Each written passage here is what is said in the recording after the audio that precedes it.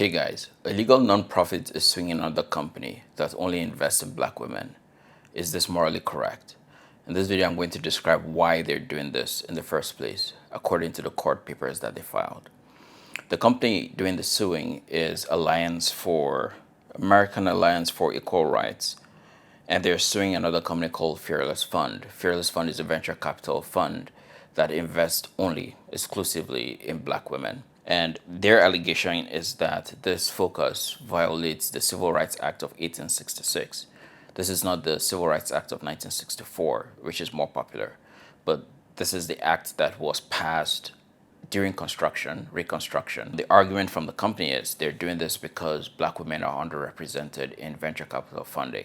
Fearless Fund, according to them, are operating a racially discriminatory program that blatantly violates Section 1981, which is the section in the 1866 law that blatantly violates Section 1981's guarantee of race neutrality. The Fearless Strivers Grant Contest awards $20,000 grants to winning applicants. Under the program's terms, the submission of an entry forms a contract between Fearless Fund and the applicant. You'll soon see why they specified a contract there. Eligibility for the program depends on an applicant's race. Per the first eligibility requirements listed in the program's official rules, it is open only to black females. To submit an entry, an applicant must certify that she meets all program requirements, including this racially discriminatory one. Fearless Fund's explicit racial exclusion in making contracts flaunts Section 1981. Plaintiff, American Alliance of Equal Rights, has members who are being excluded from the program because they are the wrong race. It's entitled to relief. So it's claiming that it has members who want to apply for this program and do not qualify because they're not black. Let's take a slightly deeper look on this. Fearless Fund operates the Fearless Strivers Grant Contest. We read that before. Through the program, Fearless Fund, which describes its mission as bridging the gap in venture capital funding for women of color founders, building scalable, growth aggressive companies, seeks to deepen its commitment to black women-owned businesses.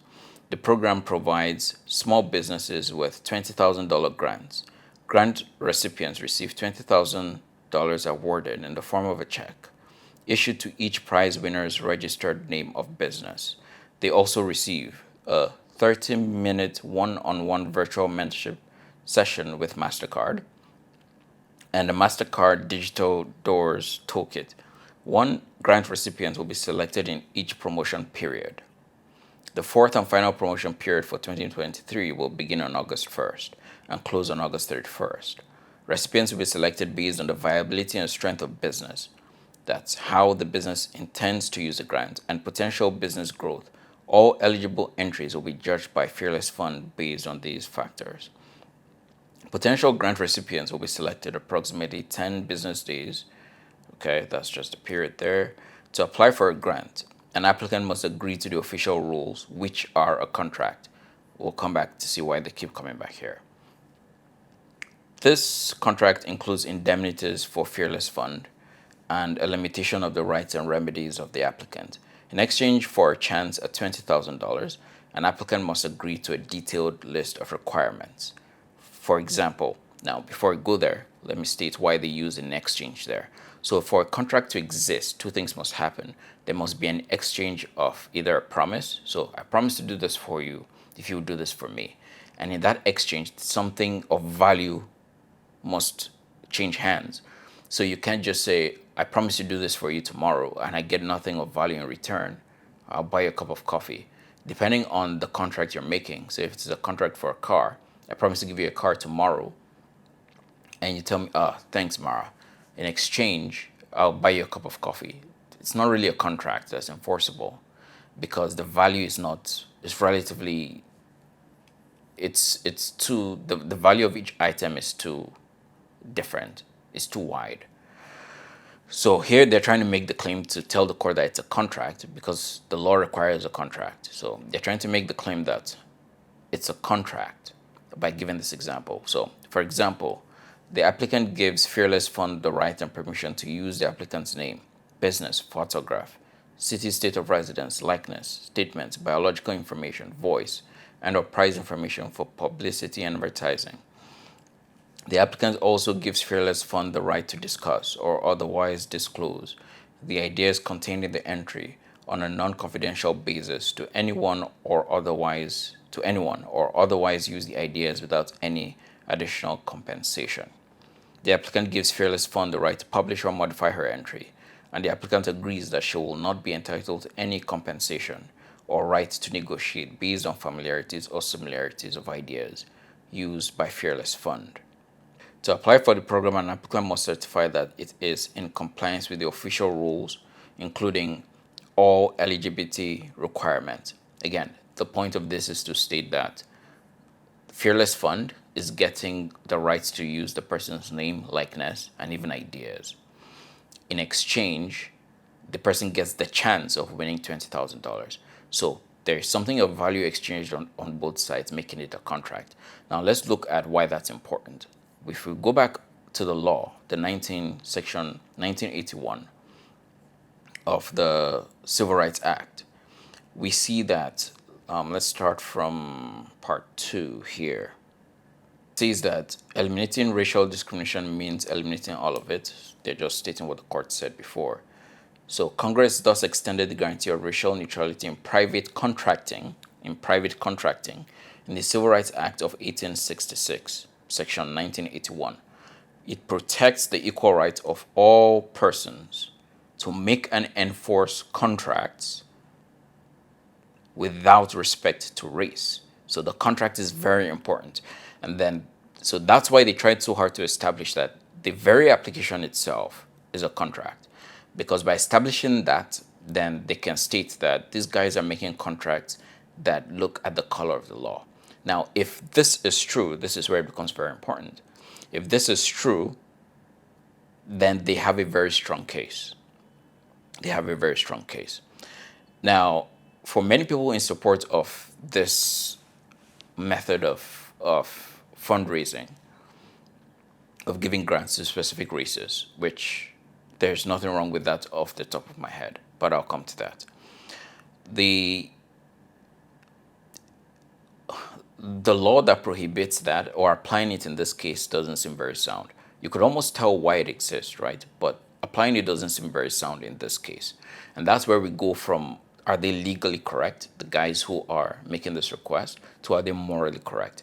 And at this point, the court's job is to follow the law.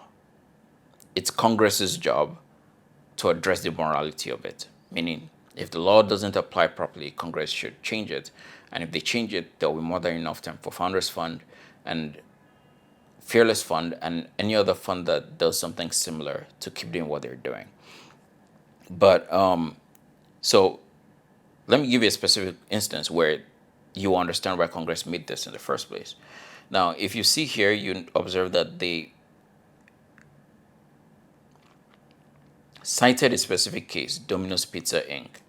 Now let's come here and let's read what that case was vaguely about. Now, this is Oyers.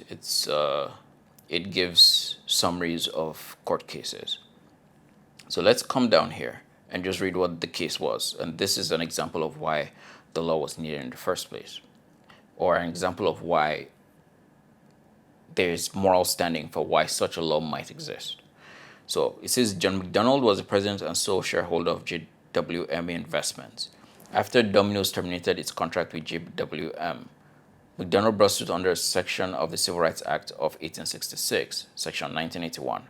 McDonald claimed that Domino's had ended its contract because he was black, and that he therefore had a right to sue under the Civil Rights Act, which gives all citizens, regardless of race, the right to make and enforce contracts. So basically, if two people are going into a contract and one person decides that they don't like the other person because they're black, or they don't want to deal with black people or do business with black people, then the black person has a right to sue that person and get some kind of damage.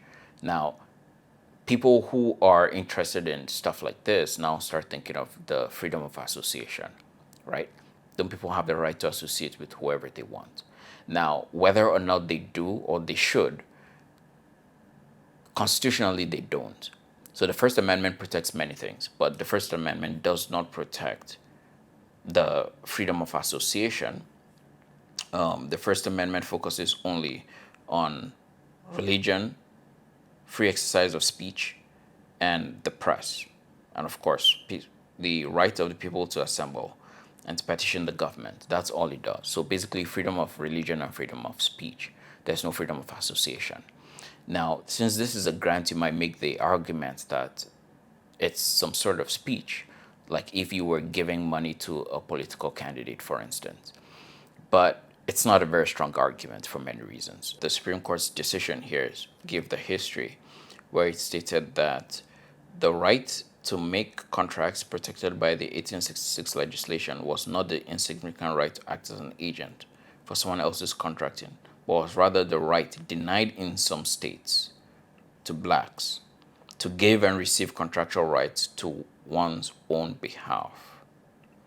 The statute makes this common meaning double clear by speaking of right to make and enforce contract. So this was made because in many states blacks couldn't do this. Now, there is a significance between the states being restricted from doing this and private parties being restricted from doing this. The state, by definition, is supposed to represent everyone. The state has ultimate power, so when the state begins to choose based on the race of individuals who they will serve and not serve, then there's a problem. And that's why affirmative action is morally wrong, because it's the state making a decision based only on the color of people's skin that they will serve certain people and not serve certain people.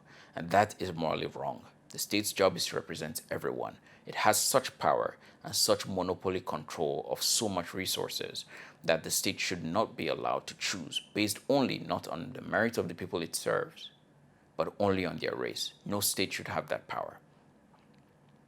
Individuals, however, whether good or bad, should have that power. Now, there's something else I'm going to explore towards the end of this video that will give an exception to that.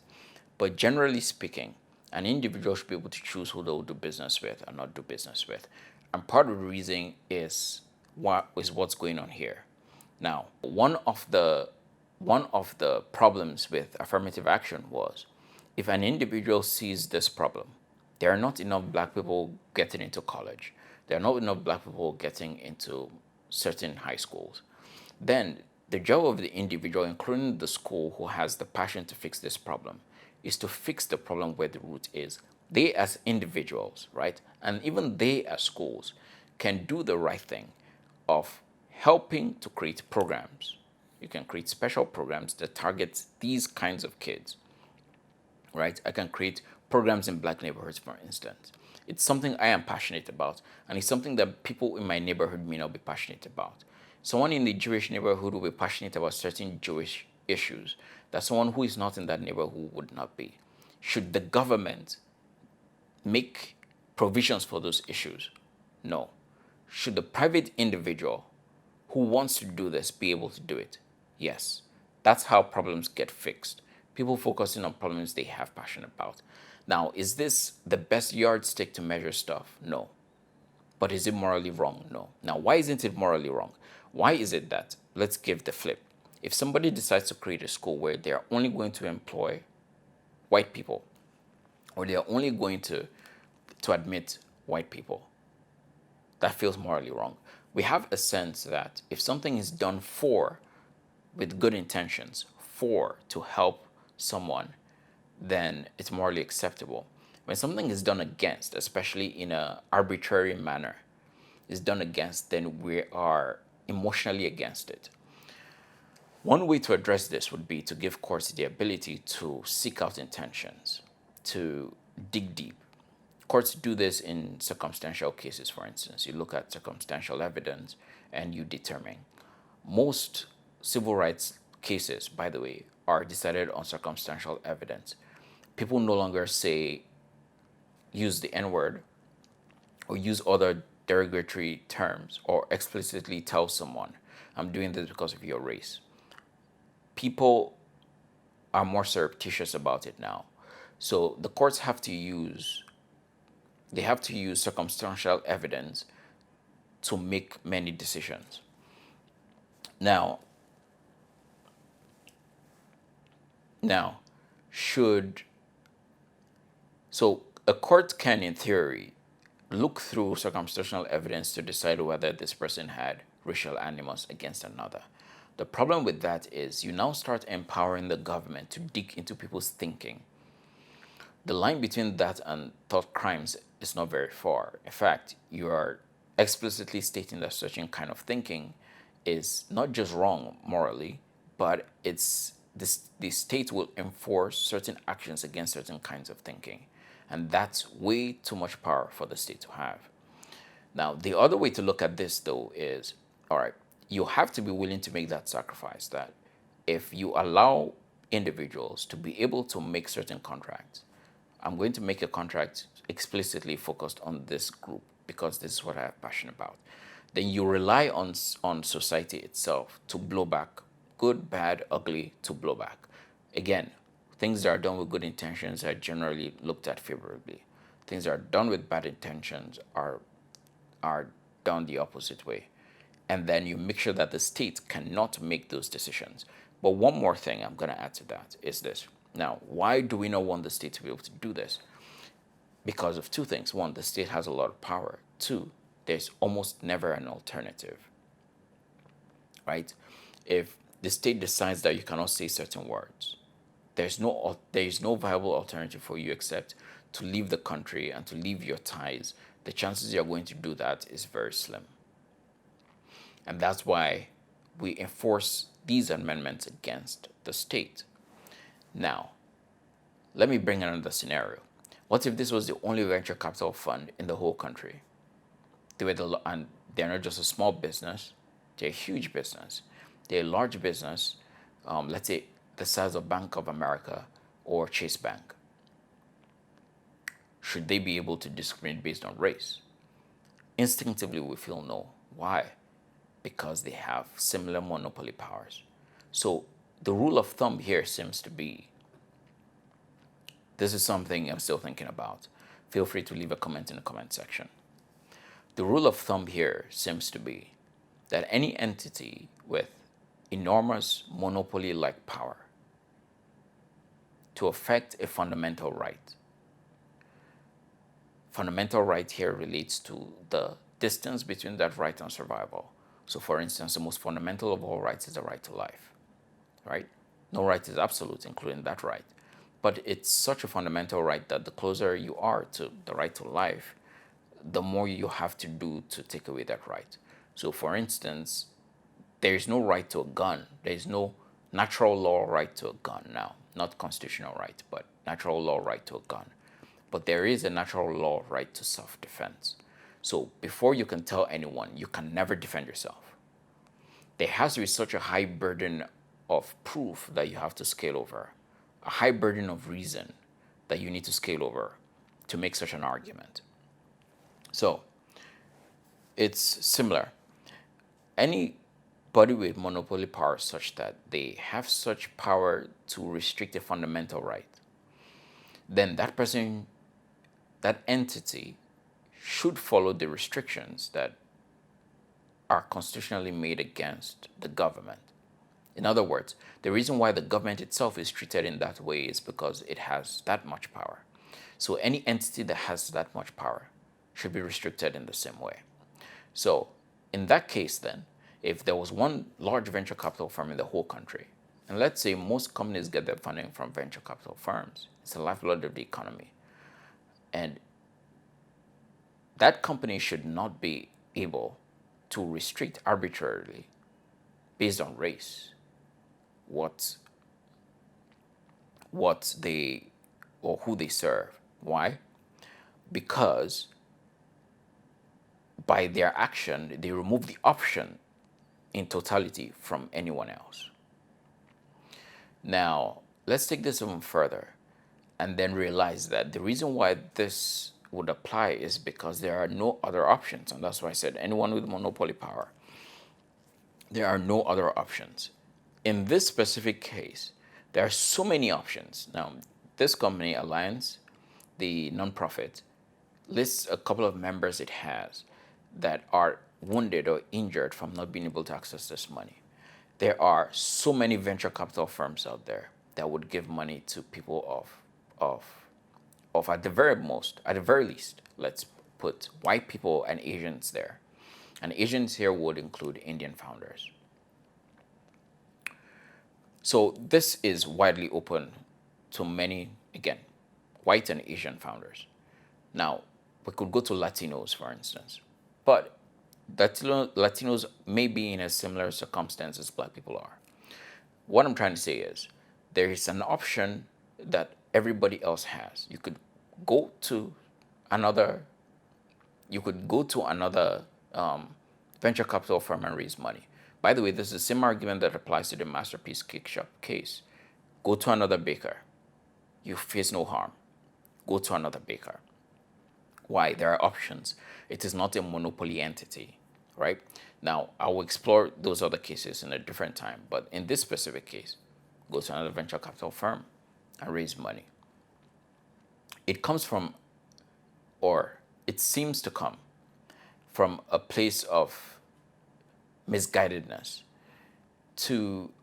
and that is on the high end, on the good intentions end, that this is misguided. On the bad intentions end, this is litigation for ideological reasons that are either from a place of bad intentions or are misguided. You can go to any other venture capital fund and raise money. So in this case, there's no injury. Now, if they were the only venture capital firm in the whole country, for instance, like Bank of America, should not be able to discriminate based on race on who it serves, because if it does, it leaves a whole chunk of the population out of a bank. Same thing with Chase Bank. The larger you become such that you hold immense amount of power. Visa and MasterCard definitely up in there. They hold more power than many countries. Such entities should not have the power to arbitrarily take away service from anyone based on their race. So if you have any comment, leave it in the comment section. Now, I'm going to explore other instances like what fundamental rights are from a natural law perspective, because this bleeds into that. I mentioned Masterpiece Cake Shop. Many people argue that marriage is a fundamental right, but really, the right to procreate is the fundamental right, right? Again, the closer you come to the right to life is the more fundamental right is, because life extinguished is life gone forever. There's nothing else that comes from it. You're dead, you're gone, that's it. So life itself is the most fundamental right. And after that bleeds everything else. Reproductive rights come from there. The right to self-defense comes from there. And so the closer you are to that right, the more power you have, the more restricted you should be as an entity. But I'll explore that in a separate video. Thank you guys for watching, and I'll see you guys in the next one. Bye.